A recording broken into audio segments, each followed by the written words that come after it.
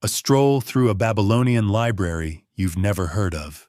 Hey guys, tonight, we take a quiet stroll through one of the world's oldest libraries, a place tucked away in the heat-slick alleys of ancient Babylon.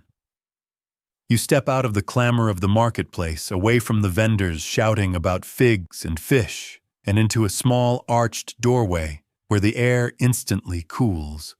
It smells of baked clay, sandalwood, and just the faintest trace of something musty like wet rope and burned incense. Welcome to a place most historians never mention, where every shelf is a wall and every book could break your foot if you drop it. This isn't Alexandria or Nineveh. It's something quieter, dustier, and much more curious. You probably won't survive this in real life, by the way, between the sunstroke temple taxes and occasional royal tantrum. But that's why we're doing it this way. Safely in your bed under a blanket. So before you get comfortable, take a moment to like the video and subscribe, but only if you genuinely enjoy what I do here. And let me know in the comments where you're watching from and what time it is there. I love seeing how far and wide we drift together. Now dim the lights, maybe turn on a fan for that soft background hum, and let's ease into tonight's journey together. You duck through the crooked doorway and into shadow. The sound of the street fades, replaced by a single drip water leaking from a clay pipe somewhere overhead. The floor is hard-packed earth, cool beneath your sandals. Ahead, a room opens up long and narrow with deep alcoves carved directly into the mud brick walls. You've stepped into a place older than memory. The scribes here don't write bestsellers, they bake them. Shelves aren't shelves, they're ledges, recessed cubbies, piles. Every available surface bears carefully stacked clay tablets, some no bigger than your palm, others the size of a kitchen tile. Many are blank on one side, as if halfway through a conversation. Others are etched top to bottom with dense cuneiform, those little wedge-shaped characters poked in with a reed stylus. A scribe glances up from his stool in the corner. He's maybe 40, maybe 90, it's hard to tell with the dust. His beard is neatly plaited, his eyes sharp, though he hasn't blinked in what feels like 3 centuries. He nods, barely acknowledging you, and gestures to the nearest tablet, like a bored librarian daring you to check out War and Peace. It's heavier than it looks. The tablet you pick up is smooth to the touch, but warm, like it remembers being fired in a kiln 3,000 years ago. The text on it begins with a royal name, a list of dates, and what appears to be a detailed accounting of sheep. Lots of sheep. Black ones, white ones, sick ones, sacred ones. You try to follow along, but your Babylonian isn't exactly fluent. Fortunately, the language of sheep inflation is fairly universal. Historians still argue whether these libraries were purely administrative centers, or if they served the same role as later public archives. What's clear is this information was sacred here. Not just sacred, divinely supervised. In fact, many tablets open with blessings to Nabu, the god of wisdom writing and stylus wrangling. That's right, even their office supplies had spiritual oversight, and while much of this material feels dry in both tone and moisture, you soon spot a tablet with a curious little drawing on the back, almost like a doodle. A horned creature, perhaps a bull, or a librarian in a bad mood. It's not signed, but someone clearly had a sense of humor tucked into the margins. You wander deeper in brushing past a hanging linen curtain that filters out the worst of the heat. Behind it lies a long hallway lit by shafts of dust-heavy sunlight. Another tablet lies cracked open like a book. This one tells the tale of a local flood that swallowed 3 villages, a fig orchard, and a cow named Ilpi, who apparently floated for 3 days on a basket of turnips. Ilpi survived. The orchard didn't. And there, just past a pile of half-fired tablets, you see a line etched into the wall itself. Not in cuneiform, but in Akkadian, roughly scratched, "Do not touch if you fear your dreams." You don't. Not really. Besides, it's already too late. You're in the library now. It has you. Somewhere overhead, a pigeon flutters. Below your feet, the tiles are uneven. One has a crude, smiley face drawn into the corner, right next to a faint handprint, child-sized. You're not the first to sneak into this place looking for something they can't quite name. You kneel next to a row of clay shards, once a tablet, now only phrases, "Then the priest fell asleep inside the jar." And it was agreed the fish would be king. Intriguing, if not entirely helpful. But that's the thing with this library. Half the point is simply wandering. There are no neat Dewey Decimal Systems here. No placards. The order is known only to the scribes and possibly to Nabu. You make a mental note to leave him a thank you offering if you find the exit without being cursed into a goat. And speaking of goats, you hear one bleating softly somewhere beyond the curtain again. You're not sure whether it's real or part of a very specific anxiety dream. Either way, you smile. This place is strange, quiet, ancient, and surprisingly comforting, like walking through the back of someone else's memory. Your fingers brush a final tablet near the doorway, its surface unusually smooth. A single word is etched into it. You don't recognize it. Not Akkadian. Not Sumerian. Maybe a name. Maybe a password. Maybe a joke only the gods get. You place it back where you found it, just in case. The air thickens. Time slows. Outside, the light has changed, dimmed golden now. You take a breath and move deeper in. You follow the wall fingers trailing along the cool mud brick and round a corner into what can only be described as a reading room, if your idea of a reading room includes no chairs, no windows, and shelves that occasionally collapse under the weight of Mesopotamian bureaucracy. The light in here is dimmer. A single oil lamp flickers in the corner, tended by a young scribe who may or may not be asleep with his eyes open. You take a step closer, and there they are. Rows upon rows of clay tablets lined up in shallow wooden trays. Some are tied with cord.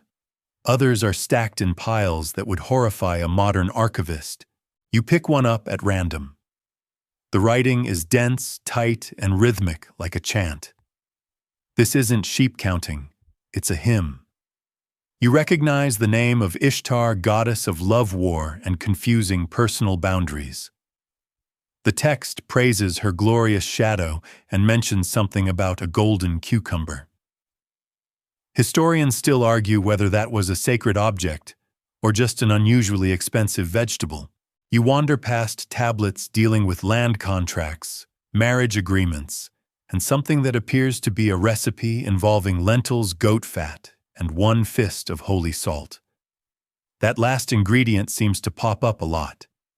Either it was a spiritual necessity, or they were just really into salty food. Then you find it a series of tablets labeled in careful cuneiform along the edges. Dreams selected and unverified. You pull one out. It's shorter than the others. The first line reads, "If a man dreams of a tree that grows eyes, he will be invited to dinner by someone with wet feet." You pause.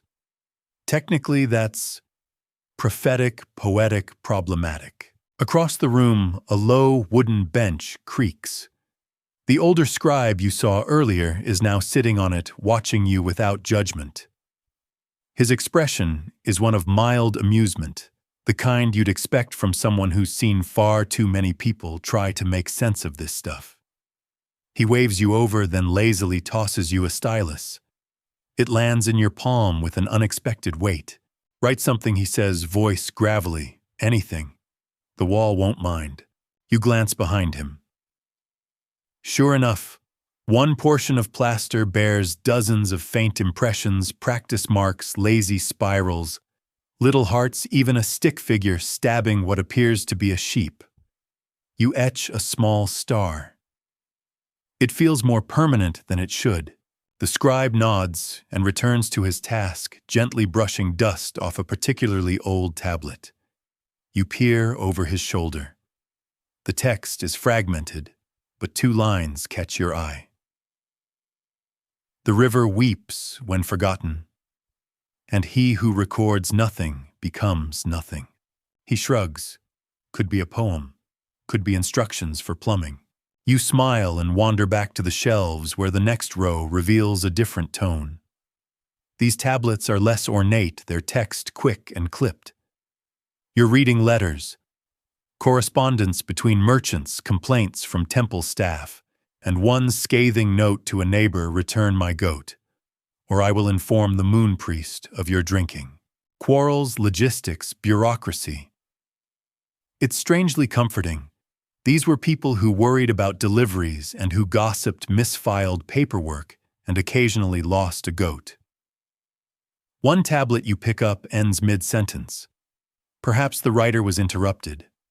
Or just done. Outside, a breeze brushes against the wall, stirring the faint scent of dust and dates. A pigeon coos in the rafters, sounding slightly offended. You sit on a low step and glance down. At your feet lies a basket of broken tablets. A closer look reveals why. These aren't mistakes, they're duplicates. Copies, practice runs, maybe even plagiarized texts that got caught mid-scandal. Historians still debate whether Babylon had anything resembling copyright law, but it's clear that someone somewhere got in trouble for writing the same epic 3 times and calling it inspired. You pick up a shard. It simply reads, "The fish is no longer welcome." There's a story there. Probably a very long, very soggy one. You ease back, letting your shoulders rest against the wall. The tablet shelves stretch above you, a kind of reverse sky filled with stories. Some epic, some silly. All of them pressed into permanence with nothing but a stick and time. A whisper of a draft snakes through the passage behind you.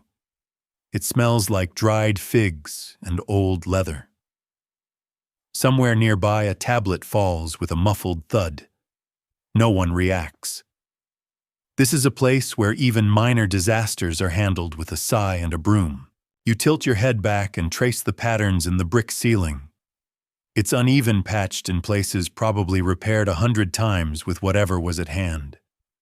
Bits of old plaster, weavings, a piece of what looks suspiciously like a sandal sole, and then something odd, a handprint high up pressed into the wet clay before it dried.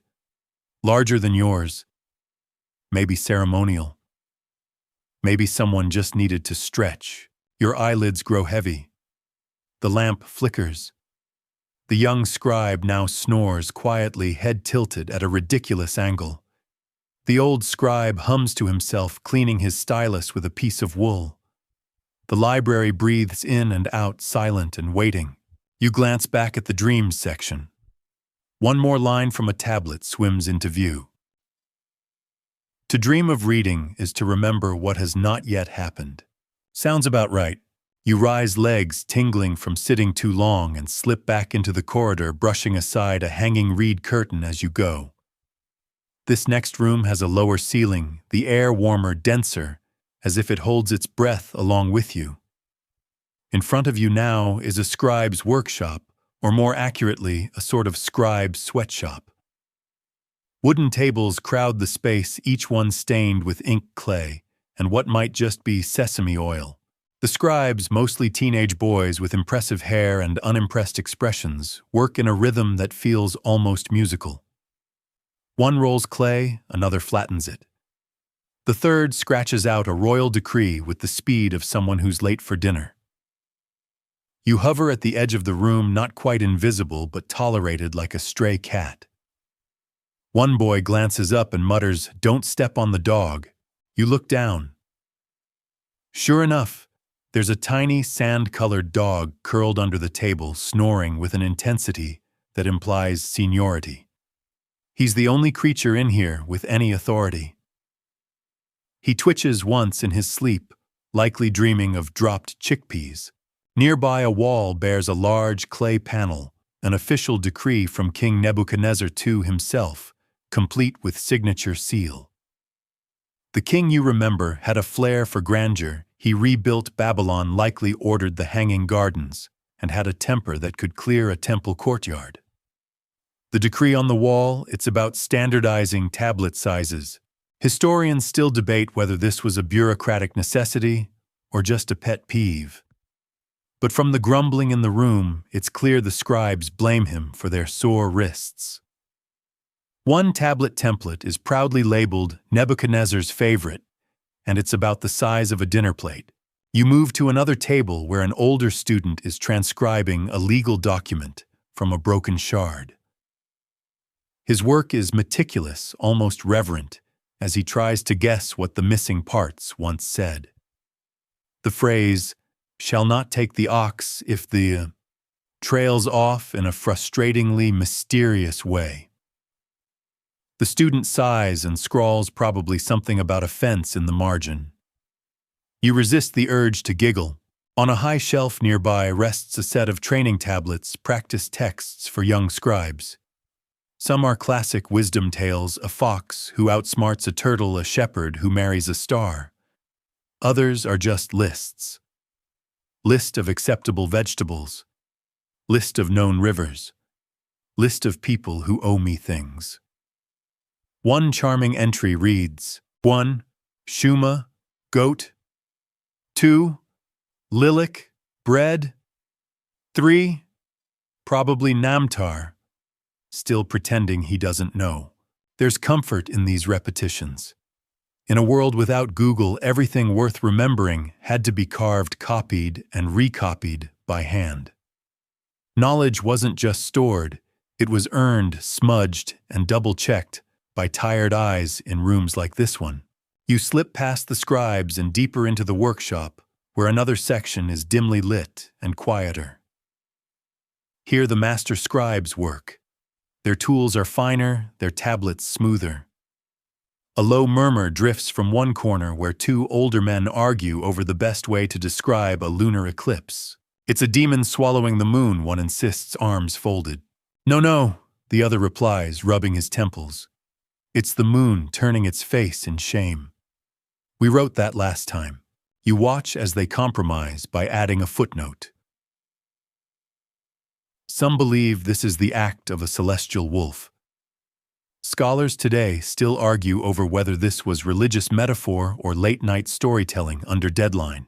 One of the masters notices you and gestures toward a shelf of sealed clay envelopes. These are letters of clay, personal messages with small impressions made by thumbprints, rings, or seals, carefully preserved in baked cases. You crack one open and read a tender note from a father to his daughter. May the river not rise faster than your ankles. Your new sandals are in the second jar. Another letter is more mysterious. It's unsigned, the writing cramped and hasty. It walks like a man, but carries no shadow. Do not follow. Your skin prickles though the room remains warm. Just then, a small bell tinkles somewhere beyond the far door. The scribes don't react, but you're drawn toward it. Pushing past another reed curtain, you step into a narrow hallway that smells of wax and something spicy, cinnamon, or perhaps cumin. Lining this corridor are small clay cubbies, each labeled in neat cuneiform. You peer into one and discover a collection of tablets cataloging omens. One is just an endless list of if-then statements, like a Mesopotamian version of a flowchart. If a fox crosses from left to right, grain will grow. If a lizard sleeps in your shoes, rain will come. If a bird sings from inside the temple, do not eat lentils. Some of these are still taken seriously by scholars of ancient belief systems. Others, maybe not so much. There's one entry that simply says, if your uncle speaks to a tree and it answers, build a wall. You pause. It doesn't say which uncle. As you continue through the hallway, you come across a locked box. The sign above reads, Restricted Materials of Unknown Origin. Naturally, it's slightly ajar.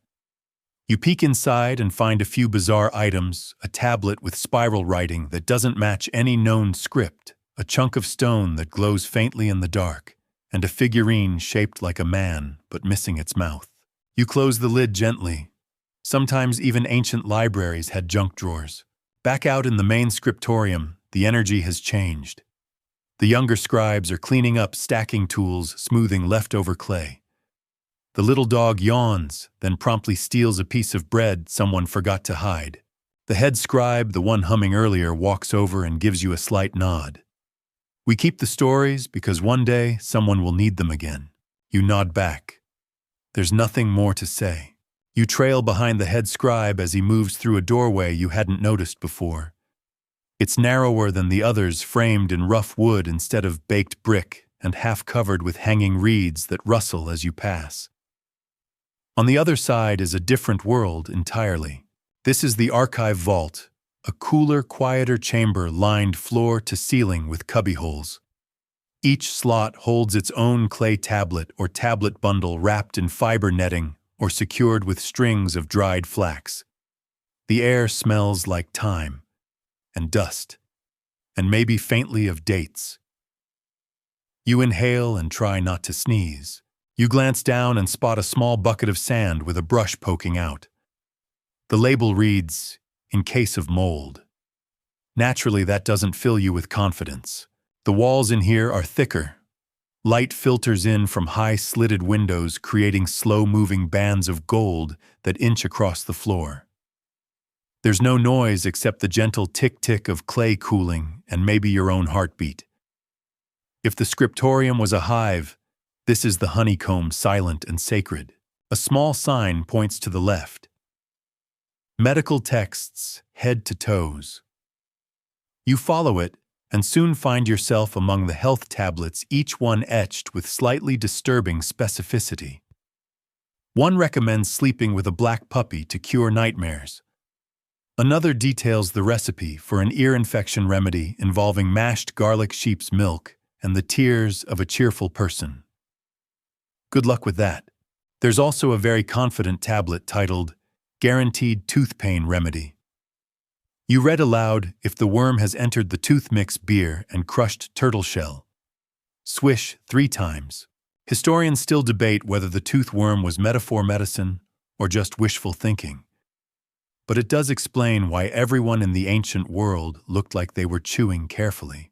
Farther down the aisle, a master tablet lists birth omens. If the child arrives on a Tuesday, the stars favor hunting.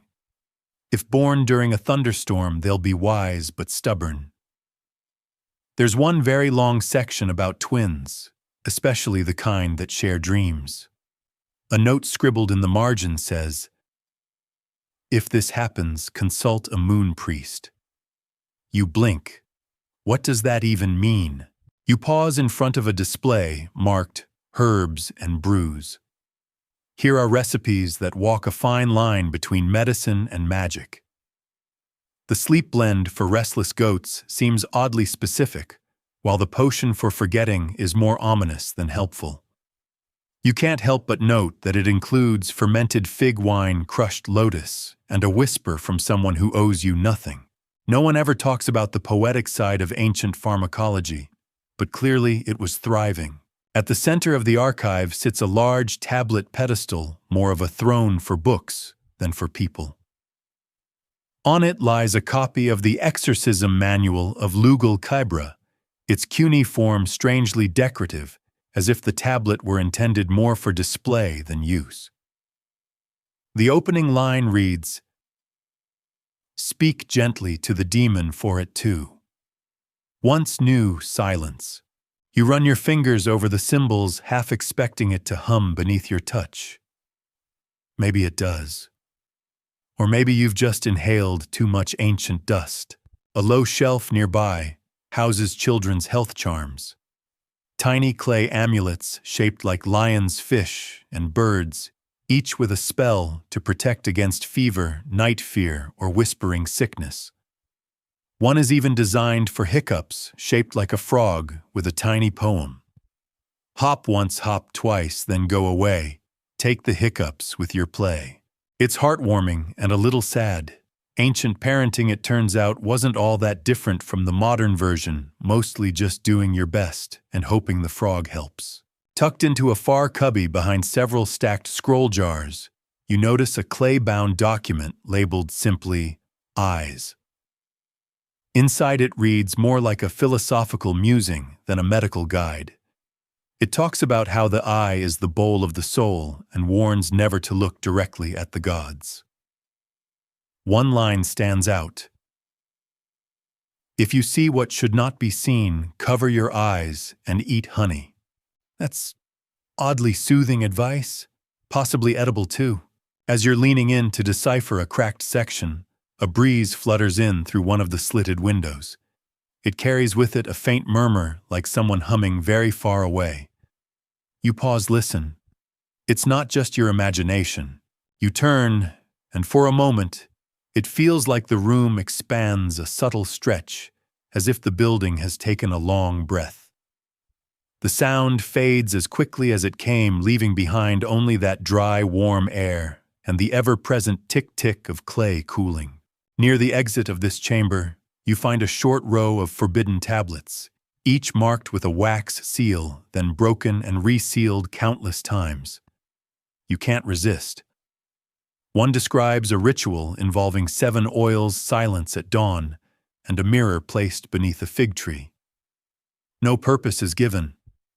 You imagine a bored teenager inventing it just to confuse future archivists. Another entry starts with, "This spell must never be read aloud."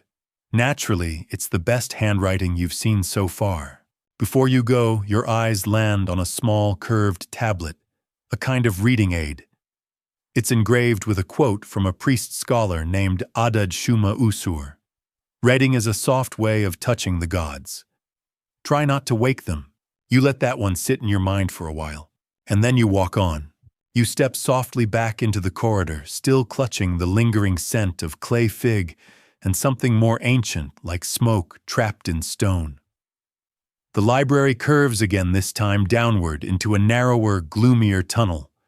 There's no fanfare, no signage, just a spiral of cool air and the slow thud of your own footsteps on brick. Eventually, a small archway yawns open. A single oil lamp flickers on a stone stand, illuminating a corridor painted in red and ochre scenes, men reclining stars, rising scrolls unfurling in midair. This is the astrology wing. You've officially entered the world of celestial predictions. And honestly, it's beautiful in here. Rows of niches line the walls, each housing a clay tablet cradled in shaped wood. Beneath them, low benches invite you to sit and puzzle over what exactly the stars were saying 3,000 years ago. Spoiler, the stars were not particularly subtle.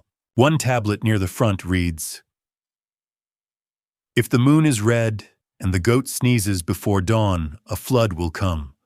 Well, that's specific. Another warns, "If Jupiter stands in the path of Anu's arrow, avoid onions for 7 days." You look at it again. Yep, definitely says onions. Mainstream scholars widely acknowledge Babylon as a cradle of astronomical records. Their star charts were incredibly detailed, recording the position of Venus over centuries with a precision that's frankly suspicious. And yet their interpretations often swung wildly between divine insight and poetic guessing. Historians still argue whether these records were primarily scientific observations or just cosmic gossip logs. You pause at a delicate set of tablets arranged in a half-circle like a crescent moon. They form the dream star calendar, each one tied to a month and its typical dream omens. January flying without sandals means prosperity. April seeing a broken bowl means your enemies are tired. August riding a crocodile implies you've eaten too much lentil stew. There's a tablet guide nearby, a sort of tour pamphlet in cuneiform, and it helpfully offers a translation for visiting dignitaries. The final note says, "Remember, stars don't cause things. They reveal things, like drunk uncles." Even you weren't expecting that level of cosmic sass. In the back corner of the room, a stairwell leads to the night reader's balcony, an open-air platform where scribes and priests would gather to observe planets in the quiet hours. You climb up and peer into the space. Though you can't see the stars now, the room holds their memory etched into the ceiling in tiny dots of lapis lazuli and mother of pearl. A faded quote along the railing reads, "We stare into the sky because it never stops talking." You settle on a bench worn smooth by centuries of elbows and elbows before them. There's a groove where someone must have left a cup hundreds of times. You half expect a ghostly attendant to arrive with weak barley beer and a snack of dried chickpeas. No such luck. Next to you sits a curved tablet with a series of riddles. The first: what moves without feet, speaks without breath, and dies each morning? You guess the wind, but the tablet answers, the moonlight. Another reads, if Saturn laughs, what happens to kings? Your eyes flick down. Their eyebrows fall out. Not exactly terrifying, but okay. One quirk of this astrology wing: there's a small prediction library where visitors were encouraged to write their own forecasts based on sky observations. A few dozen still survive, mostly nonsense. But one haunting entry scribbled in a child's careful hand says, "When I am tall enough to see over the wall, I will marry the sky." You pause. Someone wrote that and meant it. Down in a side room marked "Weather and Eclipses," you find some of the most eccentric material yet. A full wall chart links the patterns of dust storms with bad dreams. One series of tablets attempts to correlate goat behavior with lunar eclipses. The phrase "nervous chewing" comes up a lot. There's even a mock trial text in which the moon is put on trial for hiding too long behind the clouds. The stars serve as reluctant witnesses. The final verdict: the moon is moody but not malicious. One more tablet, weathered nearly to smoothness, offers this nugget.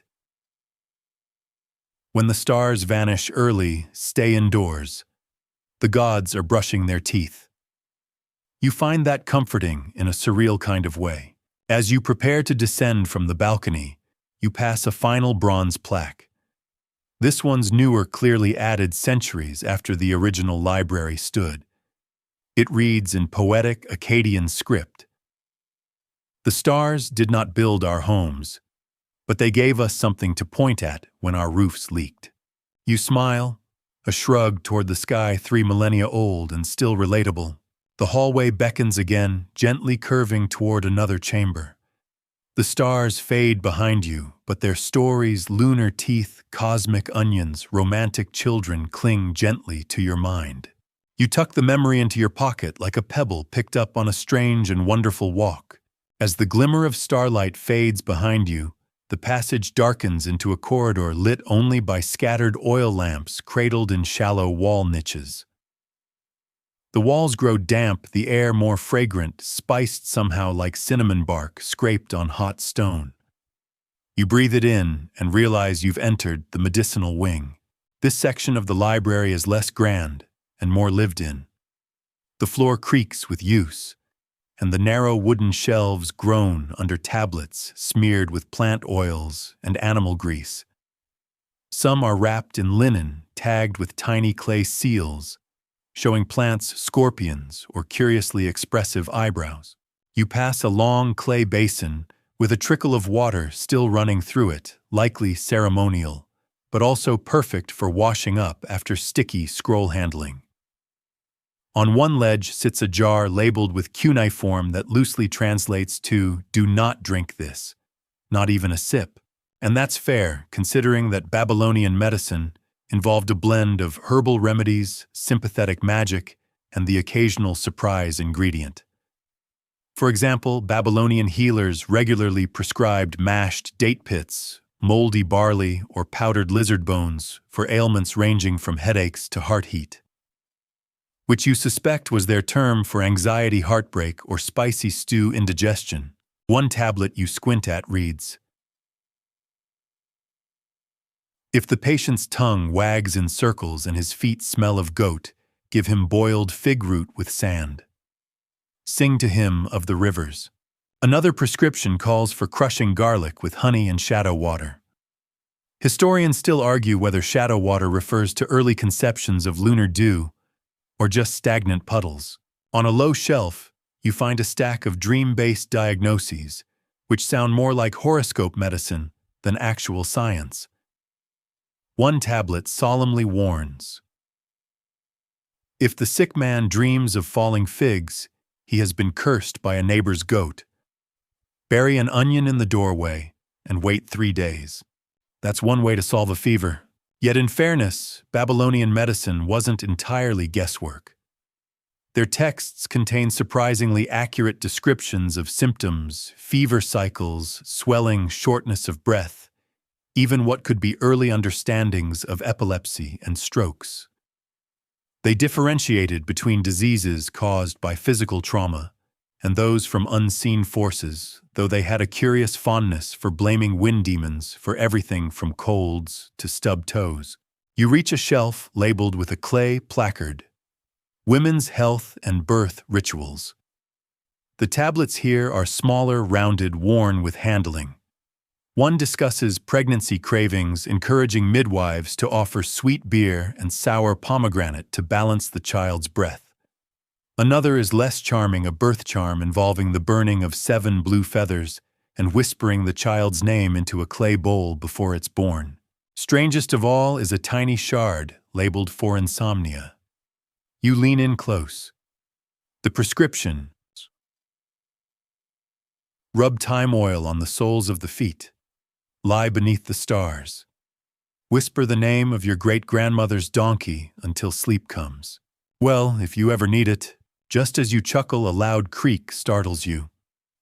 A rotating wall opens to your right, revealing a shadowy room with shelves upon shelves of jars, actual physical containers, not just tablets. You've stumbled into the apothecary archive. The jars are labeled in a mix of cuneiform sumerograms and faded symbols: a frog, a cloud, a staring eye. Inside them, dried flowers, cracked seeds, the wings of beetles, bits of cloth. One jar contains what looks suspiciously like hair. You gently slide the lid back on. Here's the interesting twist.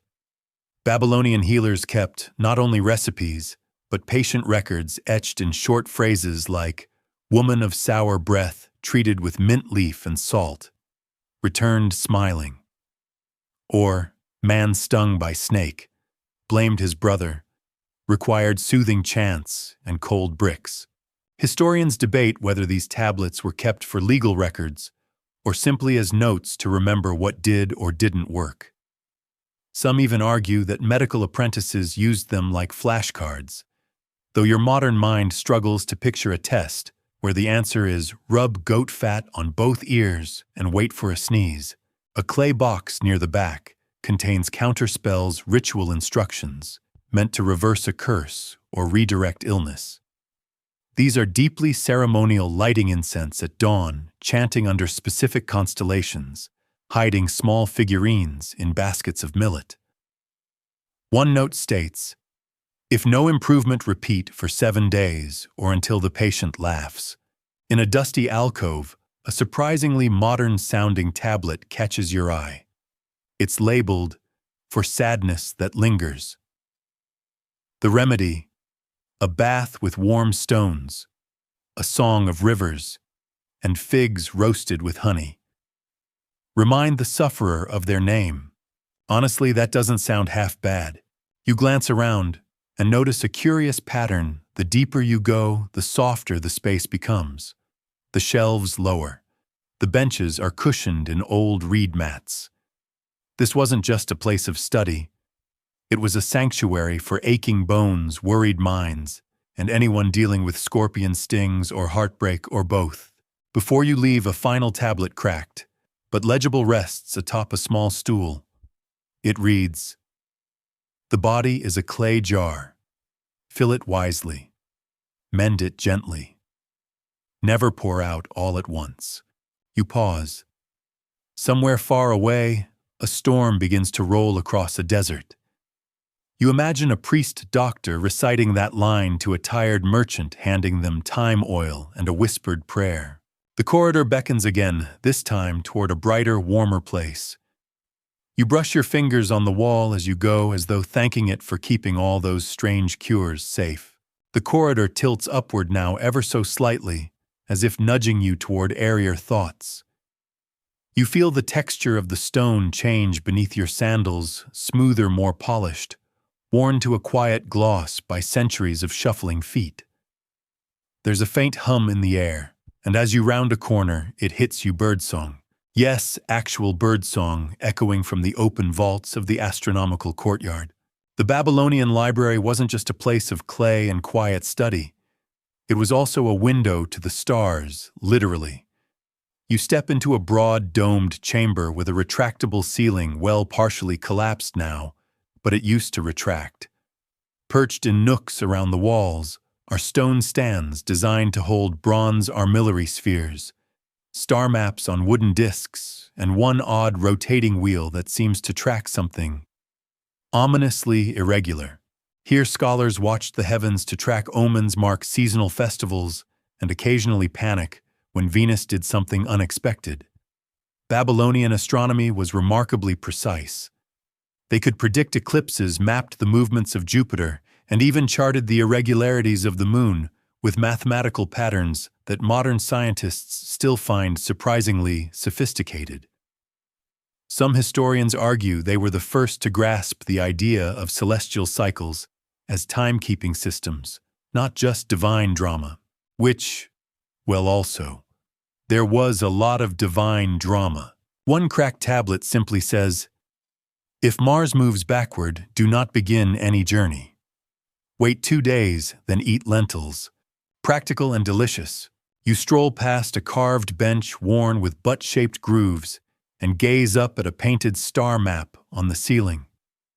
Faded indigo dots mark constellations: the goatfish, the raven, the scorpion, the plow. Unlike our modern sky, these constellations aren't just named, they have moods. The goatfish is anxious. The scorpion is sleepy. The plow is always disappointed, apparently. In the center of the room lies a great clay cylinder, etched with what can only be described as astrological warnings for farmers.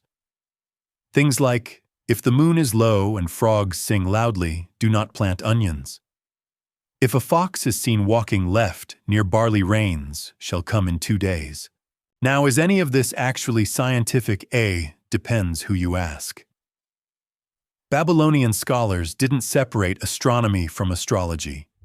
They were one and the same, an interwoven dance of data, myth, and very stressed-out weather predictions. One particularly odd tablet predicts that if Mercury shines like goat's milk, a queen shall fall. Historians still argue whether this was a metaphor or a weird case of eye strain. You pause beside a sundial carved with 24 tiny lines, a rare find in Babylon. Timekeeping, you recall, was more fluid here than the modern world allows. There were good hours, bad hours, hours of wind, and even hours of humming. No, really. One timekeeping guide suggests, when the sun touches the third pillar and the bees begin their humming, begin the harvest. Honestly, that sounds way more relaxing than your phone alarm. In one corner, a set of tall stone columns stands, each with a different celestial body etched in stylized form. The moon is a cool, smooth crescent. Venus is portrayed as a smirking woman with wild hair. Saturn is for some reason shaped like a turtle. We don't ask. This wasn't just a gallery of the cosmos. It was a place for questions, for pacing under the stars, for wondering what Jupiter's brightness meant for your marriage, or whether Venus going retrograde meant your goat would stop producing milk. Spoiler, probably. Interestingly, there's a separate alcove labeled Lunar Oaths. You peek in, This is where people made promises under specific moon phases, vows of love, of vengeance, or just to stop eating honey before bed. One broken tablet reads, "Swore never to argue again." Moon waned, argued again, moon forgave. You chuckle quietly. The farther you wander, the more magical this space becomes. Not in the wand-waving, potion-simmering sense, but in that earthy, ancient way that makes you feel small, curious, and weirdly okay with not knowing everything. You find a seat carved into the wall and lean back. Above you, stars, well-painted stars, glisten in dusty gold. A soft breeze moves through the ruined dome. Somewhere in the distance, someone's reed pipe is playing a lullaby older than empires. You close your eyes for a moment, and suddenly, you're back thousands of years ago, seated beside a Babylonian priest astronomer scribbling down a lunar omen. He offers you a fig, points to the sky. You don't understand the language, but the stars. The stars look familiar. You rise from the stone bench slowly, the echo of that reed pipe still trailing behind you like incense smoke. The breeze leads you gently through another arched threshold, and the sound changes. No more birdsong. Now it's the steady hush of woven reeds brushing together, the faint clink of pottery, and somewhere the soft bubbling of liquid over heat. Welcome to the domestic archive. This wing of the Babylonian library isn't about kings or gods or planets. It's about everyday life, what people wore, cooked, mended, gossiped about, and grumbled over when their sandals broke. You're surrounded by shelves built lower to the ground, and the air smells unmistakably of old grain and something faintly smoky, maybe cumin. Here, clay tablets are smaller, simpler. They aren't grand inscriptions meant for posterity. They're receipts, recipes, household lists, and instructional poems. You pass one labeled "List of items missing from kitchen after wedding." The first entry. One bronze ladle possibly stolen by aunt. You can't help but smile. Historians still argue whether this wing was part of the official library or an informal collection by scribes who simply couldn't bear to toss out their favorite notes. Either way, you're grateful it exists. You pause at a low table covered in labeled jars and styluses next to a tablet with a recipe for a barley and date pudding. The instructions are surprisingly familiar. Kinokitoneris overnight, mash until soft. Add pounded dates and honey, bake in fire pot. Offer to household god, then eat too. Offer more if they come out burnt. Sounds like someone had a sweet tooth and a backup plan. There's a nook labeled laundry records, and you find actual accounts of how many tunics were washed per week in large households. One record reads, 3 tunics washed. 1 lost to wind. 1 returned with dog bite. Practical history indeed. Wandering farther, you encounter a small cluster of tablets describing textile work. Babylonian weaving was no joke, intricate, coded, rhythmic. One tablet reads like a hypnotic chant. Under, over twist and pull, 7 lines for the elder's wool. The pattern diagrams beside it look like Tetris, but it's actually a guide for ceremonial shawls. And next to it, a clay figurine of a woman sits holding a loom forever frozen in mid-weave. She's missing her head, but you can still see the fine detail carved into her skirt. Further along the wall, another series of tablets focuses on cleaning rituals. One reads, "To cleanse the home of misfortune, sweep the corners while chanting the name of the sun. Then burn lemon balm. Then sweep again." Practical, but also deeply spiritual. In Babylonian households, the line between sacred and domestic blurred constantly. Even boiling lentils had a cosmic significance if you timed it during a lucky hour. And here's a little gem. One tablet provides a childcare manual. Really. If the child is crying, rock with your left hand and sing of fish. If the child sleeps too long, place cool cloth on feet and wait. If the child laughs at shadows, teach them not to follow cats. Honestly, you've heard worse advice from parenting blogs. At the far end of the room, something unexpected. A shelf titled Household Debates Settled. Intrigued, you pick up a tablet. Husband accused of eating festival figs too early. Wife presented broken jar as evidence. Priest declared guilt due to sticky fingers. Another one reads, Satu turned two sisters disputed whose goat was louder, measured by witness accounts. Result, both goats equally irritating. You chuckle quietly, imagining these arguments acted out over clay courts, possibly with an audience and snacks. There's even a to-do list tablet, no kidding. Grind herbs, feed hens. Apologize to neighbor for olive branch incident. Bathe. Nice to know some things never change. You crouch near a shelf stacked with small tablets that served as Babylon's version of memos. They're scratched hastily, often sideways, but they carry so much life. If you are out when I arrive, check the reed mat. Don't forget the jars behind the garden wall. The new sandals pinch my toes. Fix this. One simply says, you promised figs.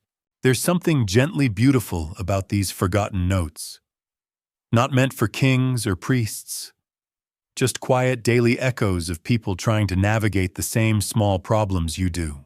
Near the exit, a panel of clay is mounted on a wall, larger and more decorative than the others. It's carved not in text, but relief a scene of a family gathered around a hearth. A woman pours a ladle into a small bowl. A child leans into her side. A dog naps with one eye open. No great epic. No divine omen, just dinner. You linger a little longer, watching the shadow of that clay hearth flicker under torchlight. You feel a soft warmth behind your ribs, like you've been invited in. Like somewhere in this vast, brilliant civilization, someone thought their burnt lentils and forgotten laundry mattered enough to record. And here you are, thousands of years later, nodding along. You step away from the domestic archive with a newfound respect for burnt lentils and fig disputes.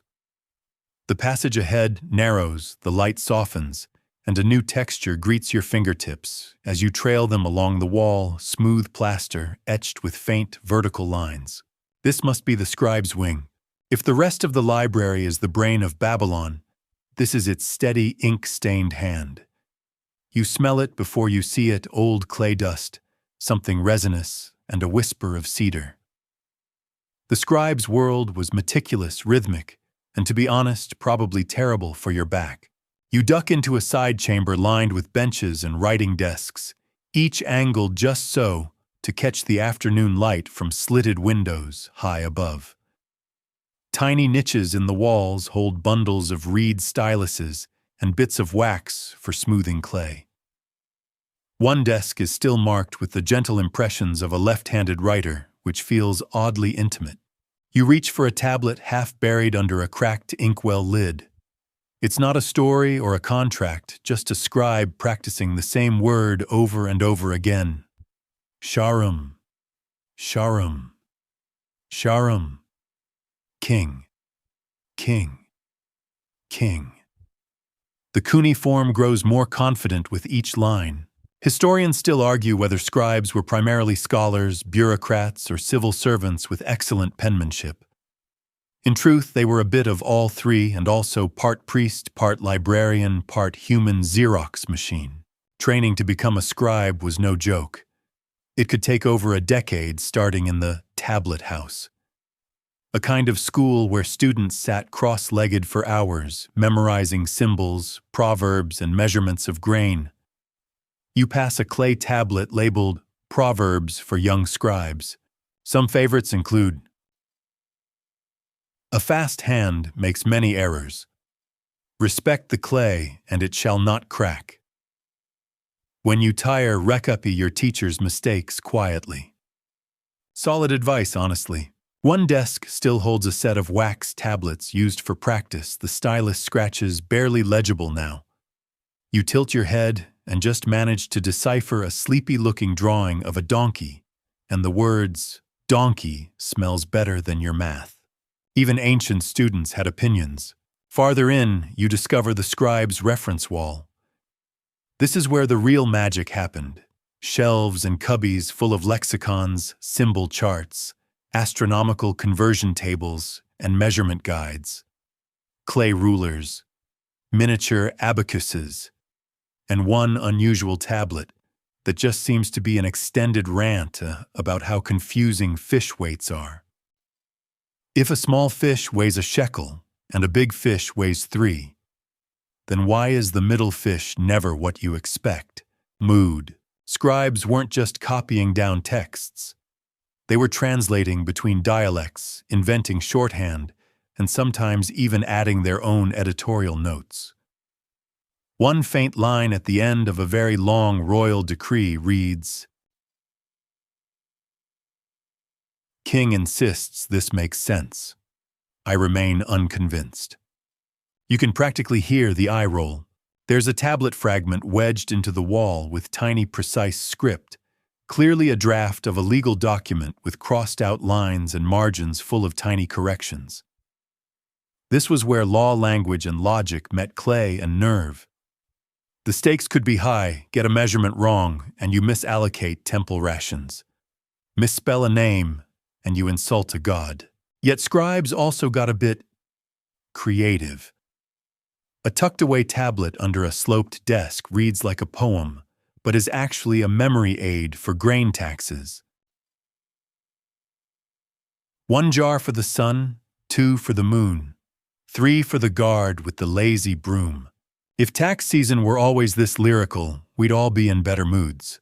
You linger near a carved panel illustrating the stages of becoming a master scribe. The lowest figure is a child holding a stylus twice his size. The highest is a stately figure wrapped in a robe ink on his hands, standing beside a tablet balanced on a lion.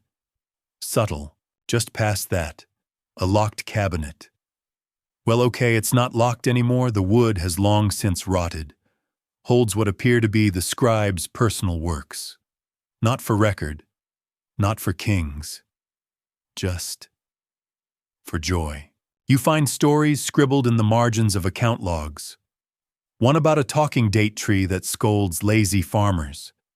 Another about a sand lizard who dreams of being a priest but keeps eating the offerings. They're written in a mix of formal Akkadian and silly slang, basically the ancient equivalent of doodling in your notebook during class. One final discovery. Before you leave this quiet hive, a smooth piece of obsidian etched with the same cuneiform word on all 4 sides. You can just barely translate it. Remember. You hold it in your palm, warm from the sun, and think about all the hands before yours. Thousands of years, thousands of scribes, each with a stylus, a story, and a very sore neck. And yet, they remembered. You slip the obsidian token back onto its ledge, letting your fingers graze its edges one last time. There's something humbling in its weight, isn't there? As if it's trying to whisper. You were always meant to find me. But the whisper is quickly replaced by another sound, softer, stranger. You follow it through a gently curving passage that veers underground, the air cooler damp with stone sweat. Soon the torchlight flickers against a carved lintel, low and ornate, covered in whorled spirals and repeating glyphs. You duck slightly to enter. Welcome to the Archive of Omens. This is not your average filing room. It's part library, part oracle's notebook, part fever dream. Babylon took divination seriously, not the crystal ball type, but something much more bureaucratic. You walk slowly past rows of niche shelves and discover tablets grouped by omen-type liver star bird, birth weather dreams, and you double-check bread bubbles. Yes, bread bubbles. The Babylonians believed that everything had the potential to speak. A cracked sheep's liver, a weird cloud, a goat born with 5 legs, all of it could mean something. The omens were usually phrased as conditional logic. If the fox howls twice before the moon rises, the king's enemy will fall. If a donkey gives birth in the market square, famine will not come this year. It reads like a cosmic spreadsheet, and strangely it's kind of soothing. One wall is dedicated entirely to liver omens. You stop before a clay model of a sheep's liver, complete with labeled bumps and ridges. Scribes specifically trained in extispicy would interpret these livers after animal sacrifices, reading the ridges like a fortune teller reads palms. A small plaque well tablet reads, "The king shall live if the foot of the liver curves inward." Okay, that's specific. Historians still argue whether the omens were genuinely believed or simply used to justify decisions already made. Either way, you imagine someone dramatically studying a goat's spleen and declaring, "Yes, let's delay the harvest festival," while everyone around them just nods. Further down the wall, you reach the astral records. Tablets here describe eclipses, unusual star alignments, and what they portended. Some entries are frighteningly precise. In the 4th year of King Nebu-Mukin-Apli, on the 12th day of Du'uzu, a black disk ate the moon. This foretold rebellion in the east. And then there's the opposite. If Mars is visible for 4 nights and no dog howls, the goddess is pleased. Kind of reassuring, actually. Makes you want to go outside and check for barking. You discover a section labeled Dream Omens, and the clay is smoother here, maybe meant to be written on half asleep. These tablets are rich with surreal imagery. If a man dreams of fish falling from his sleeves, he shall receive unexpected guests. If a woman dreams of climbing a tree that speaks, she will outlive her rivals. If one dreams of floating over barley fields, abundance is near. Frankly, your dreams feel underwhelming in comparison. One of the most peculiar finds is the Omen Archive's list of uninterpretable signs. Essentially, the ancient equivalent of a shrug. If the frog sings while smoke rises and no child laughs, the meaning is unclear. If your bread is hollow and no one else sees it, silence is best. Mysterious and oddly poetic, there's a low shelf you almost miss, where the clay is darker and cracked with age. Here lie personal omens, one-off entries from anxious scribes or minor officials. You read, "Saw a red bird twice. Then a dog fell asleep on my path. Decided not to travel." Or, "My mother saw twin clouds. I found twin lambs. This must mean something." What strikes you most is not the magic, or even the superstition, it's the pattern. The desperate tender need to connect dots in a world that never really explains itself. It's not so different from modern rituals, knocking on wood, checking horoscopes, making a wish when the clock hits 11:11. One final tablet sits atop a pedestal in the back. The inscription reads, "The gods do not send signs to the clever, but to the careful." You run your thumb across the carved words. Maybe being careful is the real wisdom. As you begin to leave the archive of omens, you pass a small basin near the exit, used perhaps to wash one's hands after consulting fate. You dip your fingers in instinctively, though the water's long gone. Your reflection in the dry bowl stares back calm and thoughtful. You feel gently unsettled in the best way, as if the universe still has secrets and they're content to whisper instead of shout. The air feels subtly different as you leave the archive of omens, less charged, like the building itself is exhaling. You stretch your legs down a winding corridor and notice the architecture softens, less ceremonial, more relaxed. The walls here are lighter in tone, the symbols more playful. Someone even carved a tiny cat chasing a bird near the base of a column. You're entering the children's chamber.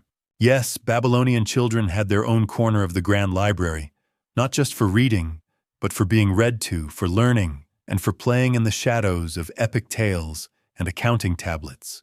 There's a gentle hum of imagined noise here.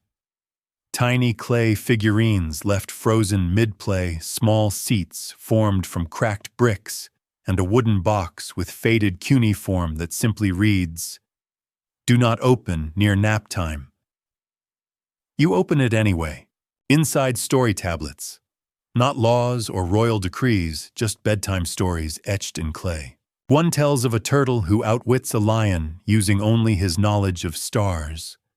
Another follows a mischievous river spirit who keeps switching farmers' sandals and laughing about it.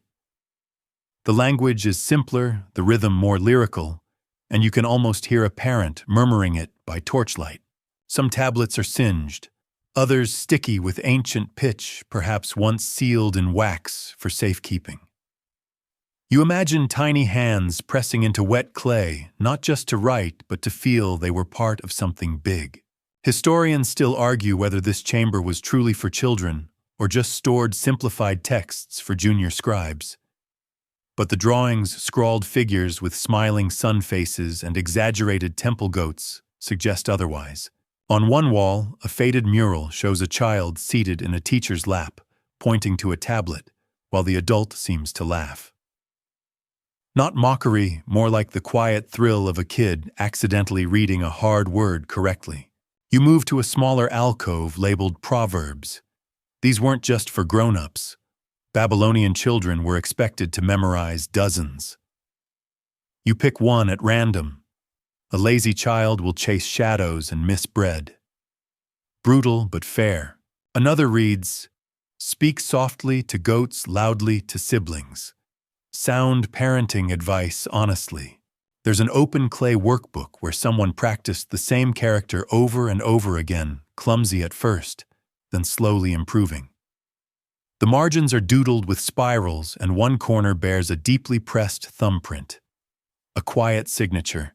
You discover a row of carved dolls, each with tiny holes for dressing in scrap linen. A few are tucked under a shelf beside a clay bowl full of dried date pits once used as toy tokens, or maybe counting tools. One has a little line of script. "To my daughter, who climbs like a monkey." It's easy to forget that ancient children laughed, sulked, played with toys, and hated homework, just like anyone else. A faded song tablet includes the lyrics to what was likely a counting game.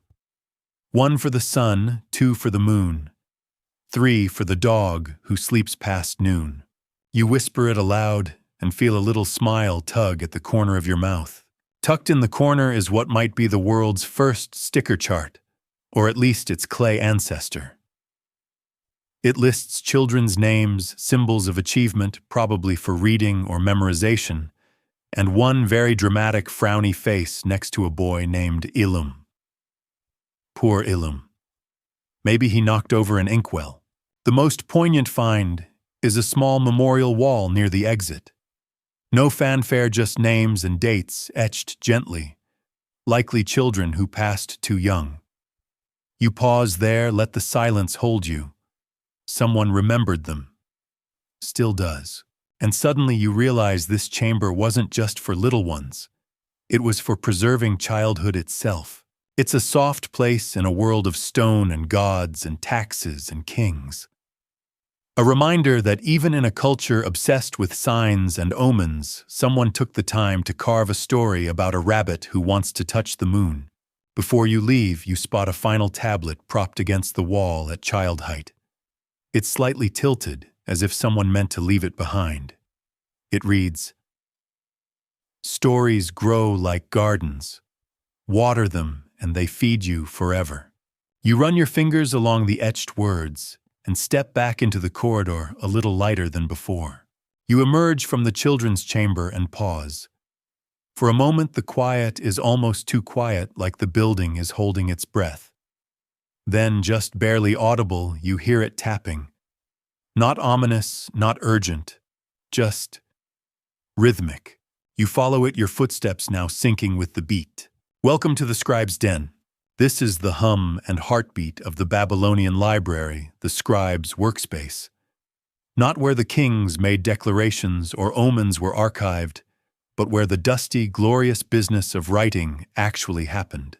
You step into a long, wide hall that smells faintly of old oil and baked earth.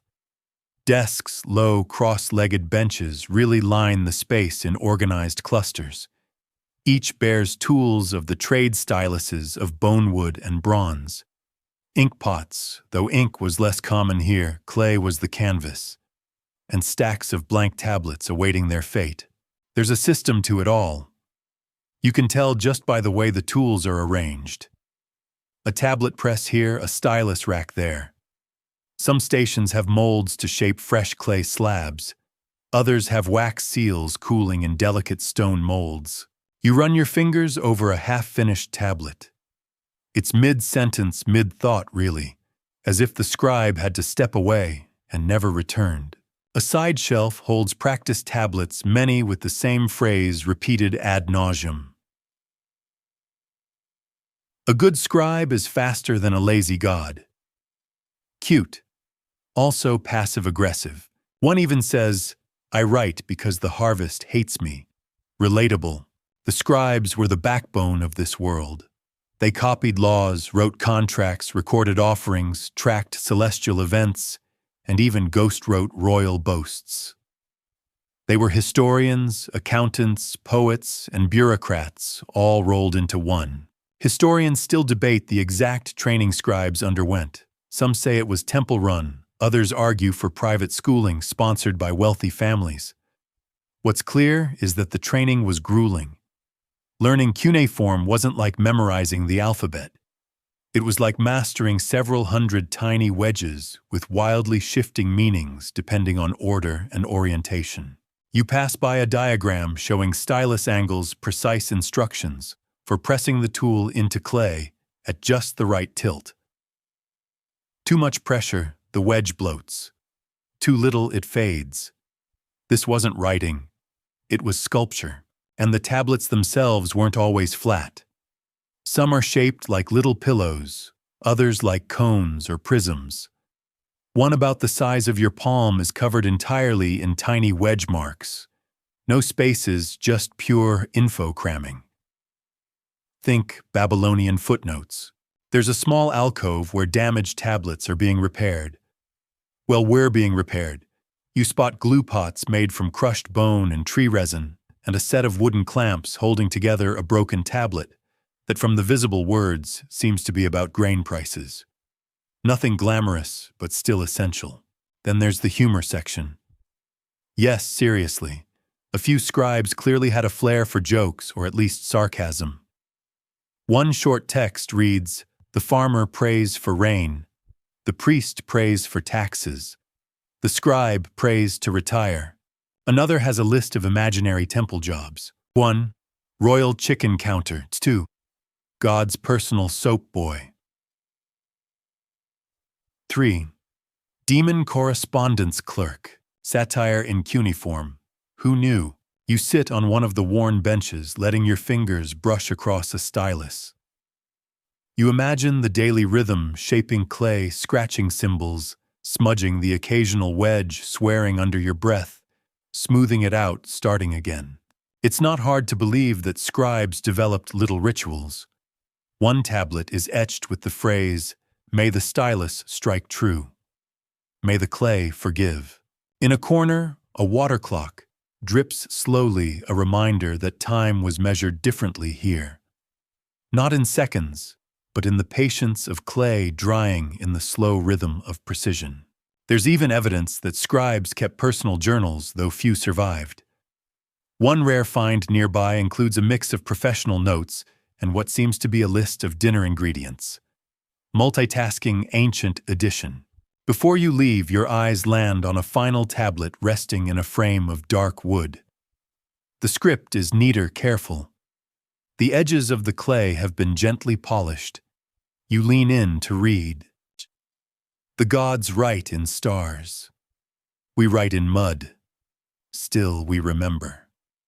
You stay there for a moment, watching the light from your torch flicker across the wedges. That quote, it sticks with you. And as you stand to go, you realize something in this room, Among all these ancient notes, someone once wrote for the sheer joy of it. Not just for records or kings or omens, but for the love of shaping something that might outlast them. Sound familiar? You smile, then gently step out. You leave the scribe's den feeling like you've just tiptoed through someone else's brain. And yet the library doesn't let you linger in sentimentality for long. Ahead lies a narrow doorway framed by serpentine carvings, their eyes catching the torchlight in gleaming curves. Welcome to the Whispering Vaults. These aren't storage rooms in the regular sense. You pass through a series of increasingly low archways until the ceiling presses just above your head. The air shifts again, thicker like warm breath that's been waiting thousands of years to speak. This is where they kept the forbidden texts. Don't worry, it's not a cursed tomb situation, no hidden blades or crumbling skeletons with dramatic backstories. But this chamber housed writings that were, shall we say, a little controversial. Heretical prophecies, alternate creation myths, even a few spicy royal dramas. You move slowly, eyes adjusting to the dim glow. The tablets here are older, some in Akkadian, others in Sumerian, and still more in regional dialects barely decipherable. They're arranged less neatly, as though whoever last handled them wasn't quite sure if they were preserving or hiding. One tablet catches your eye immediately. It's cracked, but bound with bronze wire unusual care. The writing is dense and deliberately oblique, but one line repeats again and again. The stars lie. Another slab describes a version of the flood myth in which the god Enki forgets to warn humanity. In this telling, it's a clever mortal woman named Mostly Eroded who spots the signs and builds her own raft. Historians still argue whether these alternate myths were symbolic exercises, theological protests, or just some rebellious scribe's creative writing project. Either way, they weren't meant for public eyes. There's a rusted iron scroll rack in the corner.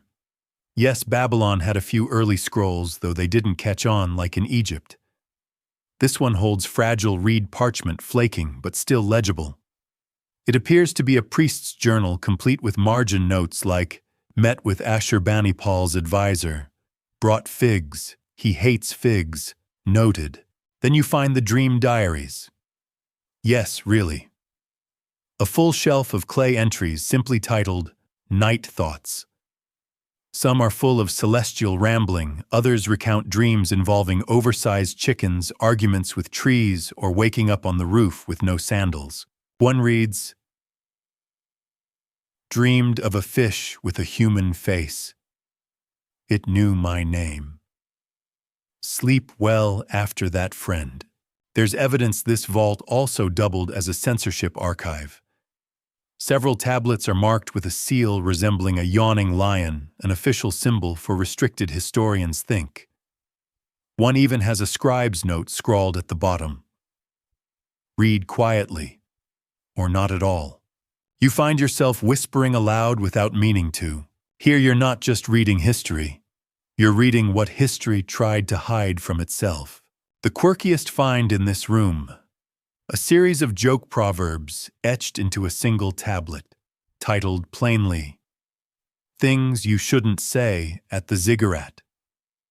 Sample lines include, the gods smell like old goats. If your wife dreams of cows, sleep outside. Never trust a priest with clean hands. No one knows who wrote it, but the final line suggests exile or punishment followed. Or maybe just a very stern talking to. You crouch by a small basket filled with broken, discarded tablet shards. Many are unreadable, but piecing them together like a puzzle, you form a half line. And the moon does not listen to kings. Poetic, possibly treasonous, definitely thought-provoking. This vault doesn't shout its secrets. It hums with them. Whispered theories, quiet rebellions. The muttered doubts of people who knew the official story, but weren't always convinced. You leave the vault slowly feeling like you've just listened at the edge of someone's thoughts. Someone very old, someone still whispering. As you re-enter the corridor, The silence stretches once more. But it's not empty now. It's expectant. You carry with you not just knowledge, but the stories the world wasn't supposed to keep. And maybe that's the real point of a library this old. Not what's written, but what's whispered. Stepping out of the whispering vaults, you feel like you've trespassed through centuries of secrets. But before you can fully settle into that feeling, you notice something strange. The hallway curves downward, more slope than stairs, as though leading into the belly of the building. You follow it. This passage is different, cooler, smoother underfoot. Someone long ago polished the floor here to an almost glassy finish. Your torch throws out twin flames in the reflection as you descend into what appears to be a chamber of sound. The acoustics change subtly with each step. Echoes trail off in soft ripples like water in a shallow pool. When you reach the bottom, you find yourself in a rounded hall, a whisper dome you realize. The ancient Babylonians didn't just build with bricks. They engineered sound. You're standing inside what might be the world's earliest audio lab. This is the memory room. Clay shelves spiral inward like a seashell, each one lined with tablets and objects that don't quite match the others you've seen. Some are painted, others etched with strange symbols or abstract swirls. It becomes clear that this room is less about language and more about senses, emotion, vibration. One tablet has a raised spiral design, along with carved instructions that read, touch and recite. Hear the echo in your bones. You press your palm to the spiral. The temperature difference is startling, cooler in the middle, warm at the edges. The tablet seems to hum under your skin. There's a worn diagram nearby, a human ear sketched with lines connecting to the heart and stomach. Sound wasn't just heard. It was felt. Historians still argue whether this room was used for early therapy rituals, memory training, or poetic performance. Maybe all three. Maybe none. In the center of the room, a pedestal supports a rare treasure, a hollow clay cylinder with holes drilled in spiral patterns, like an ancient ocarina or maybe a Babylonian version of a record. You blow across it gently. The tone is eerie and high like wind through reeds.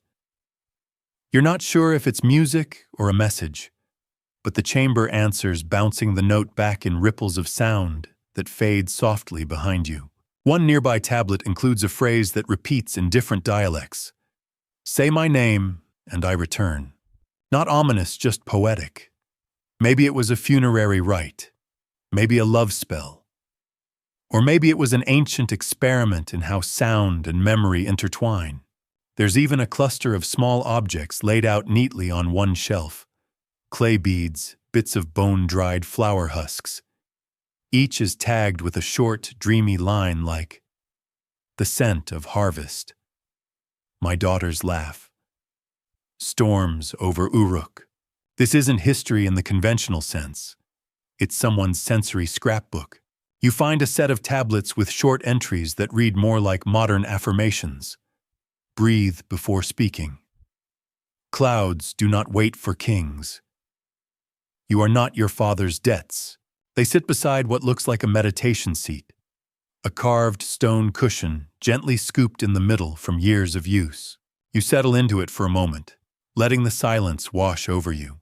In here, the library feels less like a building and more like a living memory palace. You could spend hours, days exploring the sensations, the hidden meanings, the almost voices that curl along the stone. One small slab near the exit catches your attention. It's simple, almost blank. Just a single phrase, slightly off-center. Come back when you're ready. It feels strangely contemporary, encouraging, maybe even loving.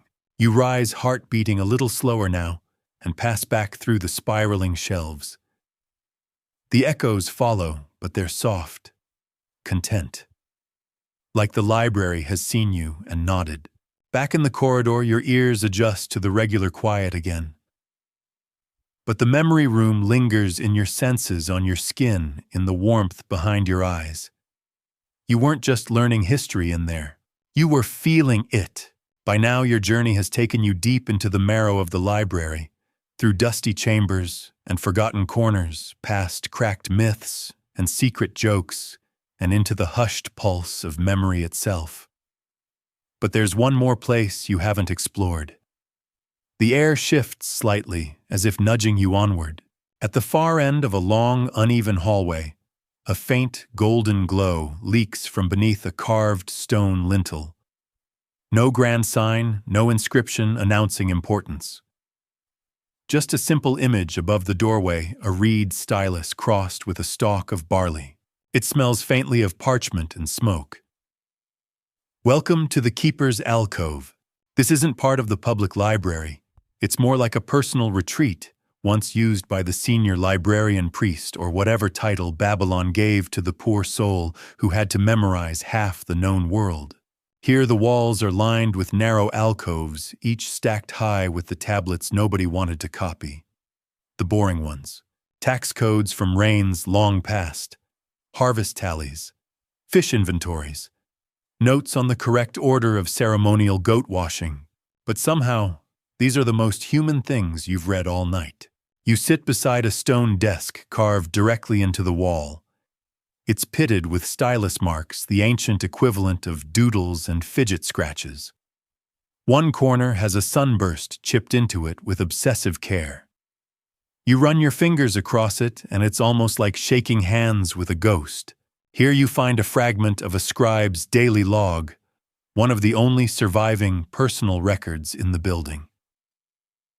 Woke to find the ink pot empty again. Stole oil from the temple lamp. Will pray later. And beside it, another.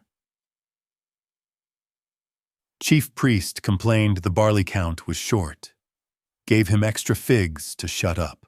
There's something soothing in how mundane it all is.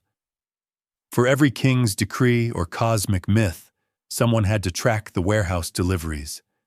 Someone had to sweep the floors. Someone forgot their lunch and went home early. One shelf is marked with a single word. Regrets. The tablets are tiny, almost like sticky notes. I never told her. Should have learned Sumerian when I had the chance.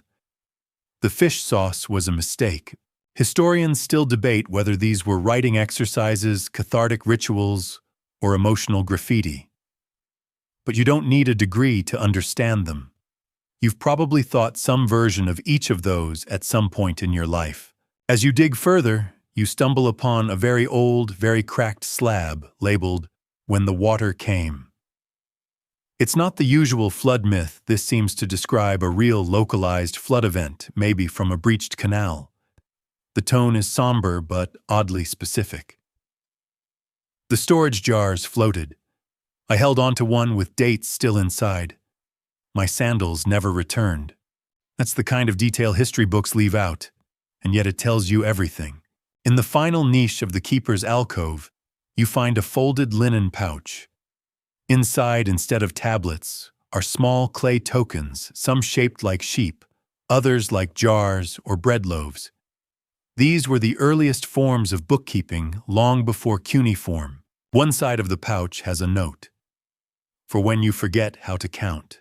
It's a wink from across time. And finally, at the very center of the alcove, carved into the floor in a loose spiral pattern, are the names of scribes going back hundreds of years. Some formal Amel Ninurta, keeper of records. Others more playful, Dubi, writer of things. And one simply me. Just me.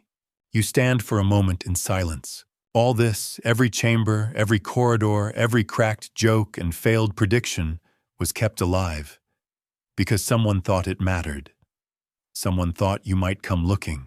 And now here you are.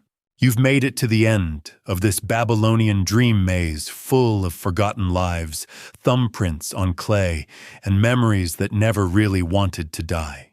The walls don't echo anymore. They exhale, and so do you. The stone beneath your feet feels warmer now. Or maybe that's just you letting go of the tension you didn't realize you were holding. Each breath seems to stretch longer, like it's syncing with the dust-drowsy rhythm of the place. The torches burn lower, their shadows dancing more slowly across the carved surfaces. Even the air feels quieter, as if the stories themselves have curled up to sleep. You lean against a pillar near the entrance, the one you passed hours ago without even noticing. From here, the whole library seems to soften like a memory fading just enough to make room for dreams. Your eyelids get heavier. The names carved into stone, the whispering shelves, the echo of styluses scratching clay, they all begin to blur, gently wrapping around you like a wool blanket warmed by sun. There's nothing left to uncover tonight. No more hidden alcoves or ancient jokes to decipher. Just the quiet satisfaction that you walked through time and came out the other side, not with all the answers, but with better questions. A distant breeze hums through the corridor, a final lullaby from the cradle of civilization. The walls don't watch, they remember, and now they remember you too. So let yourself drift. Let the clay cool, the echoes hush, and the long-forgotten librarians whisper you softly to sleep. You're safe here. You always were. But end of script. Sweet dreams.